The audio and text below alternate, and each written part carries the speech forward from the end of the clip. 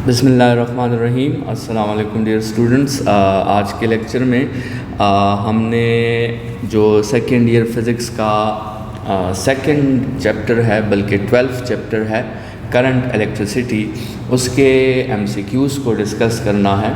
तो स्टार्ट लेते हैं। क्वेश्चन नंबर 1 आपके साथ है कि 3 resistors of resistance R each are connected in various ways, which of the following can not be obtained. तो स्टूडेंट्स, अगर आपके साथ जो है 3 रजिस्टर्स हैं और उनको डिफरेंट कम्बिनेशंस में आपने कनेक्ट करना है, तो पहली कम्बिनेशन तो ये आ सकती है कि वो तीनों रजिस्टर्स आपके साथ सीरीज़ में कनेक्ट हो जाएं।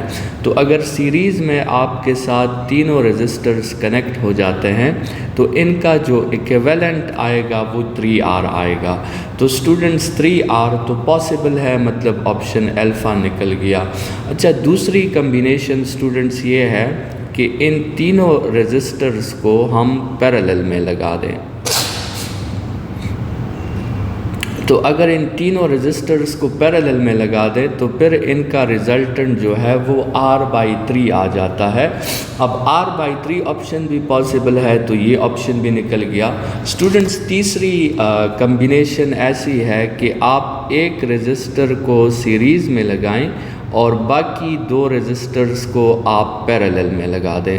तो इस केस में आपके साथ ये R और R जो होगा, जो पैरेलल में है, इनका रिज़ल्ट R/2 आ जाएगा और साथ में एक R ये है, तो R और R/2 जो है फिर आपस में सीरीज़ में कनेक्ट है, तो इनका रिज़ल्ट जो आपके साथ आ जाएगा ये 3R/2 होगा।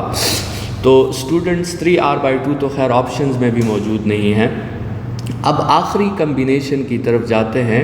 आखिरी कम्बिनेशन ये है कि आप 2 रजिस्टर्स को सीरीज़ में कनेक्ट कर दें और फिर उसके साथ एक रजिस्टर को पैरेलल में कनेक्ट कर दें। तो स्टूडेंट्स, ये जो R और R है, इसका रिज़ल्ट आपके साथ 2R आ जाएगा। और अब 2R और R जो है ये आपस में पैरेलल में कनेक्ट हैं। तो स्टूडेंट्स, पैरेलल में शॉर्टकट है प्रोडक्ट बाय सम। तो आपके साथ ऊपर आ जाएगा 2R² और नीचे आ जाएगा 3R, तो इससे 2R/3 आ जाएगा। तो स्टूडेंट्स, ये डेल्टा ऑप्शन भी पॉसिबल नहीं है। मतलब इसमें जो answer can not be obtained है, तो उसमें हमने कह दिया कि अल्फ़ा, बीटा और डेल्टा तो आ सकते हैं। तो स्टूडेंट्स, इसका मतलब ये हुआ कि बीटा ऑप्शन आपके साथ नहीं आ सकता। तो क्वेश्चन नंबर 1 का correct option beta. Question number 2 की तरफ बढ़ते हैं कि if n resistors are connected of value R are connected in parallel and then the resultant is called X. So when these resistors are connected in series, what will be the resultant? Students, question में आपसे कहा जा रहा है कि हमारे साथ n resistors थे और उन n resistors को हमने कैसे कनेक्ट किया? उन n रजिस्टर्स को हमने पैरेलल में कनेक्ट किया, ठीक है। तो तब उसकी R इक्विवेलेंट को हमने क्या नाम दे दिया? X का नाम दे दिया। अब स्टूडेंट्स, R इक्विवेलेंट जो है पैरेलल में, उसका शॉर्टकट जो होता है वो R/n होता है। इसका मतलब R/n की वैल्यू क्या आ गई है? वो X आ गई है। ये आपके साथ गिवन कंडीशन है। ये गिवन कंडीशन अपने जहन में आपने रखनी है, ठीक है। अब स्टूडेंट्स, वो आपसे कह रहे हैं कि इन्हीं n रजिस्टर्स को अब हमने पैरेलल में कनेक्ट नहीं करना, अब इन्हीं n रजिस्टर्स को हमने सीरीज़ में कनेक्ट करना है। मतलब इन n रजिस्टर्स को अब हमने ऐसे कनेक्ट करना है, सीरीज़ में सबको कनेक्ट करना है। तो स्टूडेंट, सीरीज़ में जो R इक्विवेलेंट होता है उसका फार्मूला होता है NR, ठीक है। लेकिन इसमें अब इस तरह करते हैं कि हम इसमें R की वैल्यू यहाँ से पुट कर देते हैं। R की वैल्यू यहाँ से क्रॉस मल्टीप्लिकेशन से NX आती है। तो स्टूडेंट्स, आपके साथ n अपनी जगह पे और NX दोबारा आ जाएगा, तो ये n²x हो जाएगा। और स्टूडेंट्स, n²x आपके साथ डेल्टा ऑप्शन में मौजूद है। यहाँ पर स्टूडेंट्स दो बातें याद रखें कि एज ए शॉर्टकट जब इक्वल रेजिस्टर्स कनेक्ट होते हैं पैरेलल में तो उस वक्त R इक्विवेलेंट का फार्मूला होता है R/N, और जब इक्वल रेजिस्टर्स कनेक्ट होते हैं सीरीज़ में तो उस वक्त R इक्विवेलेंट का फार्मूला होता है NR। तो ये दोनों बातें जो हैं आप MCQs के लिए याद रखें। क्वेश्चन नंबर 3 की तरफ बढ़ते हैं। 2 bulbs marked 200 watt, 250 watt and 100 watt 250 volt are joined in series to a 250 volt supply. The power consumed in the circuit is। Students यहाँ पे आप दो बातें जो है वो याद रखें कि जब भी आपके साथ बल्ब्स को सीरीज़ में कनेक्ट किया जाएगा तो सीरीज़ में जो उनका इक्विवेलेंट पावर है उनके लिए आपको जो है वो पैरेलल वाला जो रेसिप्रोकल एडिशन वाला फार्मूला है वो आपने अप्लाई करना होगा। 1 by power equivalent is equal to 1 by power 1 plus 1 by power 2। ये फार्मूला किसके लिए है? ये फार्मूला है सीरीज़ के लिए। और जब भी बल्ब्स को पैरेलल में कनेक्ट किया जाएगा तो फिर आप उस पर फार्मूला अप्लाई करेंगे, power equivalent is equal to power 1 plus power 2, मतलब सिंपल एडिशन आपने फिर करनी होगी। और ये किसके लिए फार्मूला है? ये पैरेलल के लिए है।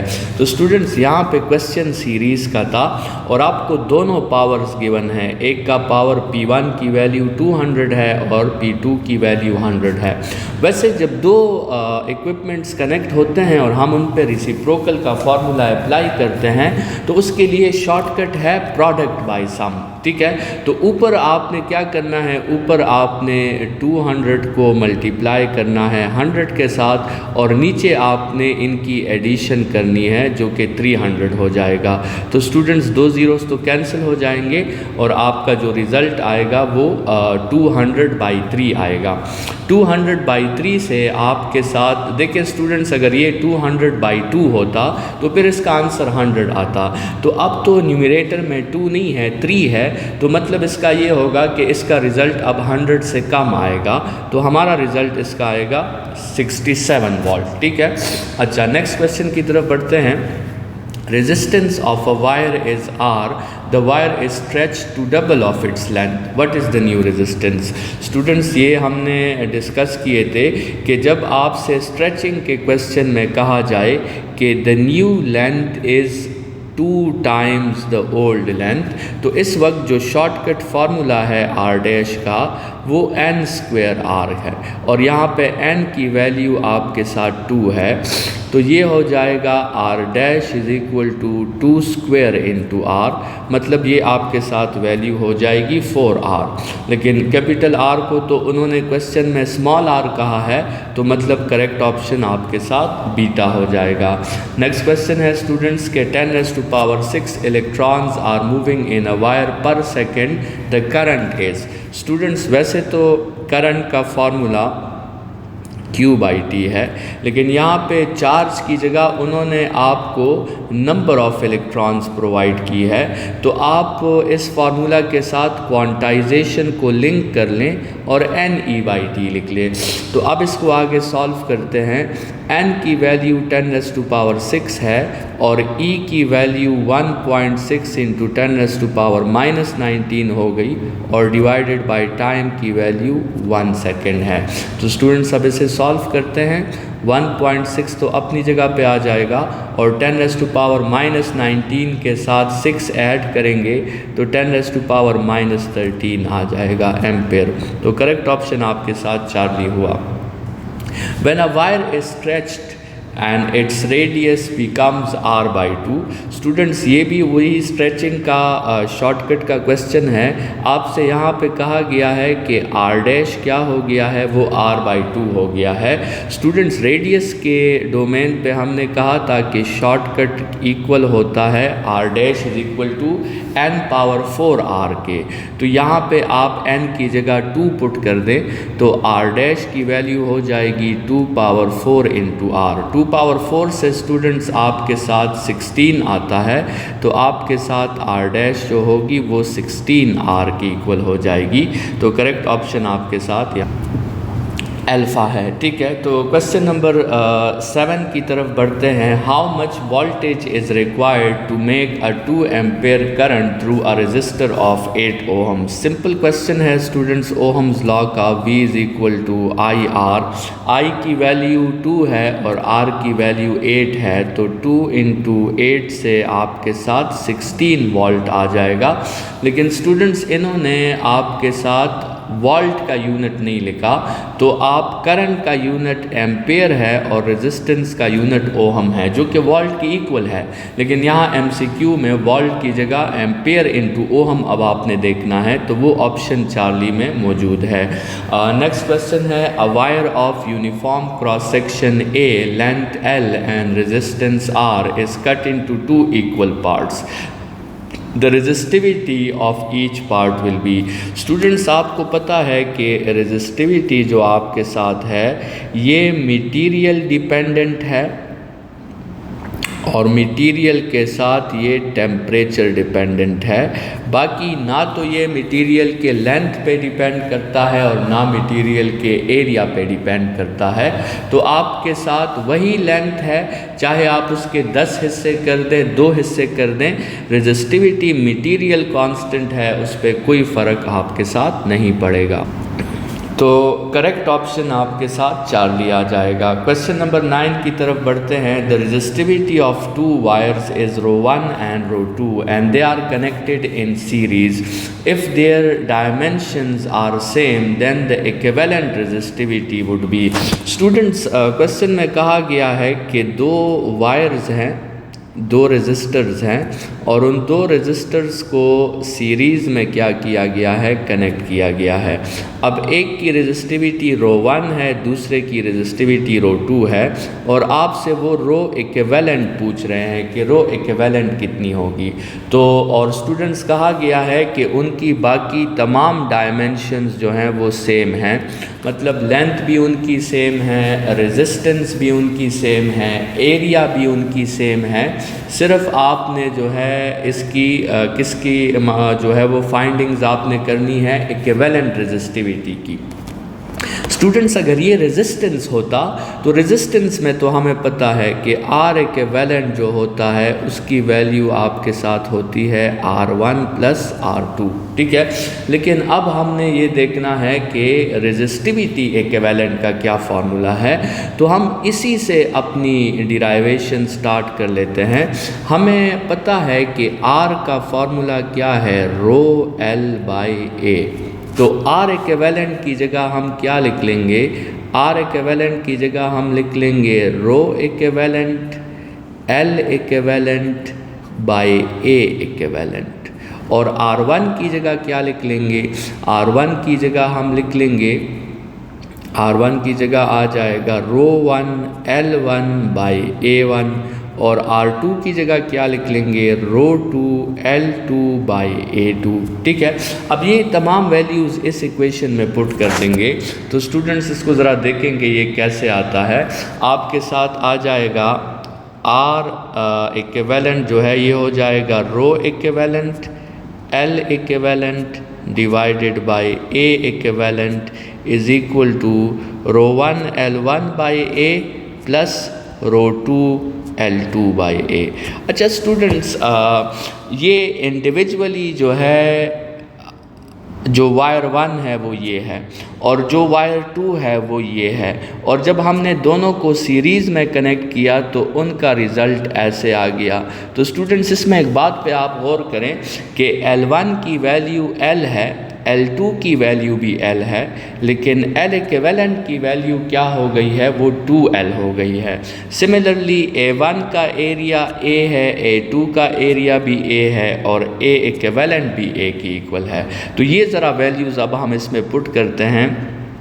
रो equivalent 2L by A is equal to rho 1 L by A plus rho two L by A. Students left hand side से L बाई ए को कॉमन करके राइट हैंड साइड में L बाई ए के साथ इसे cancel out कर देते हैं तो आपके साथ आ जाएगा 2 rho equivalent is equal to rho 1 plus rho 2। और यहाँ से रो इक्विवेलेंट की वैल्यू जो आएगी वो आएगी रो 1 प्लस रो 2 डिवाइडेड बाई 2। तो स्टूडेंट्स आपको अपना करेक्ट ऑप्शन मिल जाएगा जो कि चार्ली है। तो नेक्स्ट क्वेश्चन नंबर 10 की तरफ बढ़ते हैं। The power of 2 electric bulbs are, एक का पावर 100 वाट है, दूसरे का पावर 200 वाट है, which are connected to a supply of 220 volt. The ratio of their resistance is.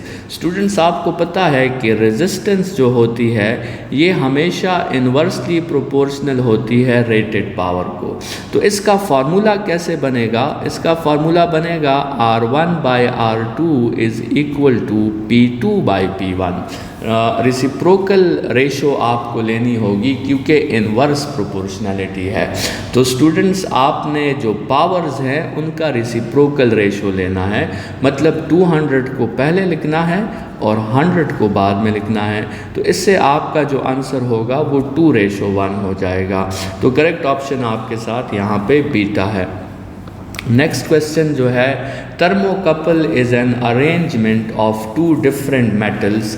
और थर्मोकपल क्या करता है स्टूडेंट्स? ये हीट एनर्जी को इलेक्ट्रिकल एनर्जी में कन्वर्ट करता है, मतलब ये एक सोर्स ऑफ ईएमएफ की तरह काम करता है। तो इसमें करेक्ट ऑप्शन आपके साथ अल्फा है।